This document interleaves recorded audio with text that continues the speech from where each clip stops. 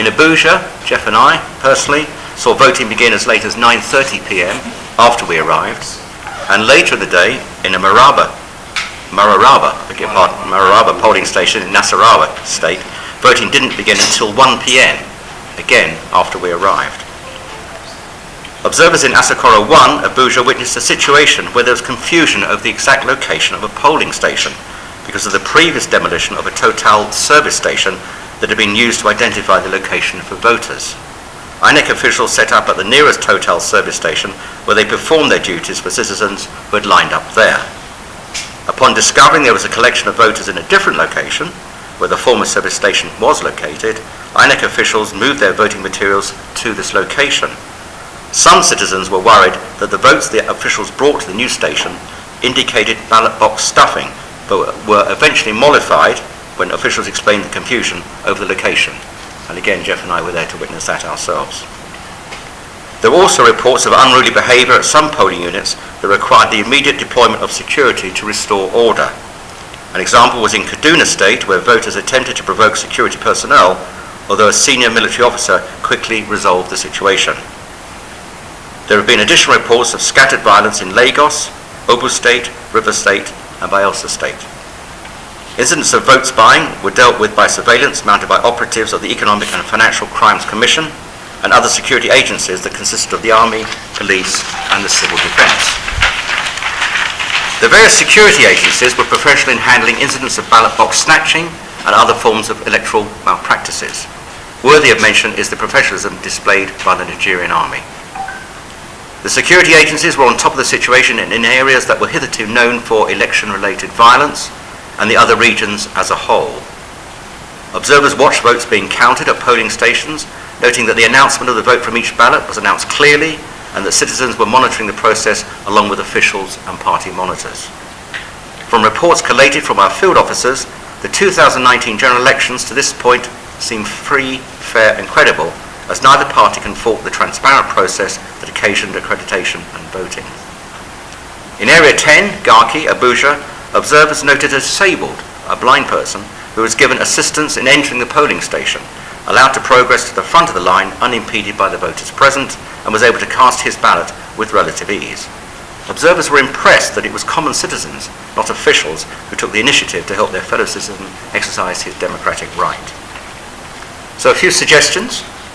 The 2019 general elections in Nigeria, though appearing to be free, fair and credible at this juncture, using our international set parameters and the feedback gathered from the 2,200 plus observers deployed to the various states, there are a few areas that need to be looked into with regard to the conduct of elections in the future.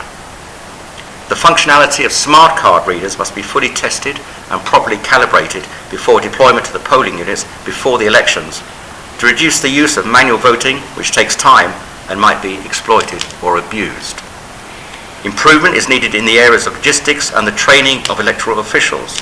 For example, a digital voting system, perhaps using mobile phones, tablets, and or voting cards embedded with codes that can be swiped to register a voter's choice, should be explored. A stronger effort to start voting on time will make the process more comfortable and healthy for voters, as well as improving voter turnout. And I know Jeff has a comment on that, and he'll come to it in a minute. Continuing voter education beyond the election period should focus on efforts to identify and weed out fake news in order not to mislead the public. Nigerians should be able to vote in their current place of residence, provided they have lived there for a designated minimum amount of time. A mechanism should be put in place to cancel their registration in their home state when they register in their new home area.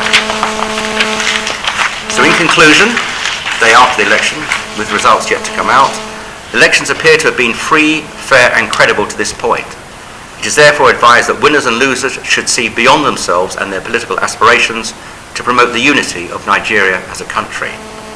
Worthy of commendation are the staff of the Independent National Electoral Commission, the officers and soldiers of the Nigerian Army and other security agencies for maintaining order and contributing to a sense of calm and security which enabled domestic and foreign observers to efficiently carry out our duties, and voters to exercise their democratic right to responsibility. We would like to congratulate the Nigerian government and Nigerian citizens for their enthusiasm, perseverance and fair play in pursuing their democratic ideals through this election. We didn't put these down as suggestions. It was just the comfort of the voters. Having spoken to several voters at the first polling station who had been waiting many hours, it would seem that there was a lack of facilities and amenities, shading areas and seating, which should be looked into for the future.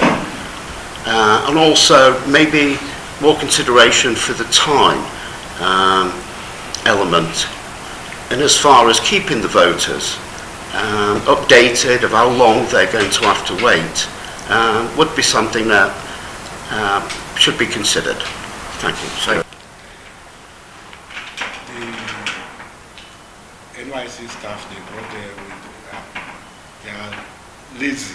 In fact, to let them train their staffs very, very well in this kind of exercise.